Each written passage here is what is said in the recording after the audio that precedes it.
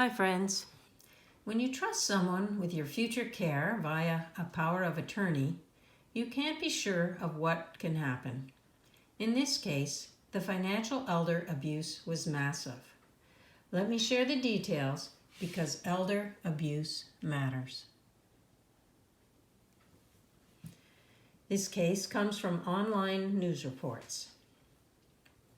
18 months ago, a caregiver of a 75-year-old retired doctor was charged with embezzlement over $100,000 and obtaining money under false pretenses. Her name is Darlene and she's 33 years old, and she had previously worked for the doctor in his office as an assistant. When the bachelor doctor started struggling with dementia, he hired her and her husband for $2,500 per week to live in his home and help him as needed. The police determined that at the time they were hired, the doctor had an estate valued at just over $3.5 million, and that his will indicated that the residual would be left to the local hospital foundation when he passed. During the 12 months that Darlene worked as a caregiver, the estate's value dropped over $2 million. The police were contacted by an employee at the doctor's financial advisors company. Darlene had taken the doctor there after convincing him to cash in his retirement account that was worth almost $1 million, even though it created $400,000 in penalties.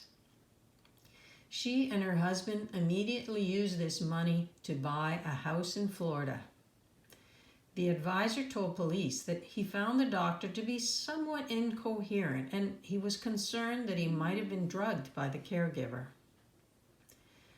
Police also found about $100,000 worth of the doctor's coins and some precious metals in Darlene's possession, and they had difficulty tracking where the other missing funds went as transfers to purchase cryptocurrency were made.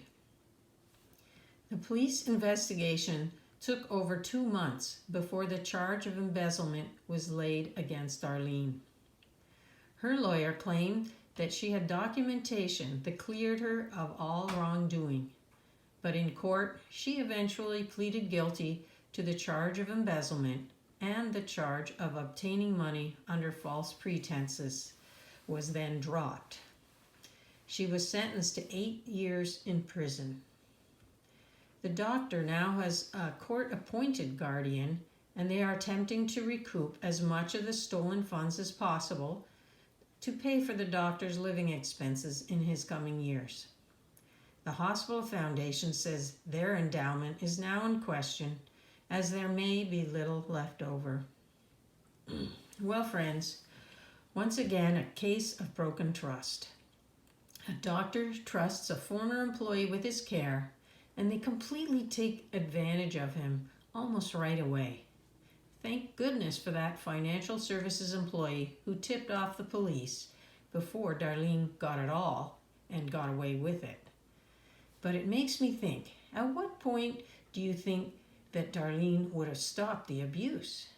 Before it got so low in value that there'd be none left to pay for the doctor's care? Or would she have been smart enough to not totally drain everything? Let me know what you think in the comments below. And let's hope that seniors learn to make better decisions about who to trust, because elder abuse matters.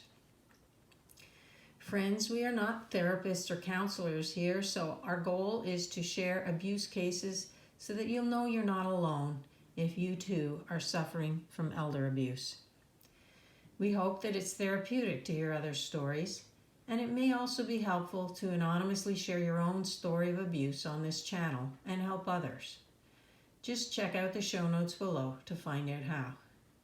And finally, please consider sharing this video with someone who you think it might help. And subscribe now to grow the channel so that together we can reduce the abuse, because elder abuse matters. Please stay safe, seek help, and know that I'm praying for you.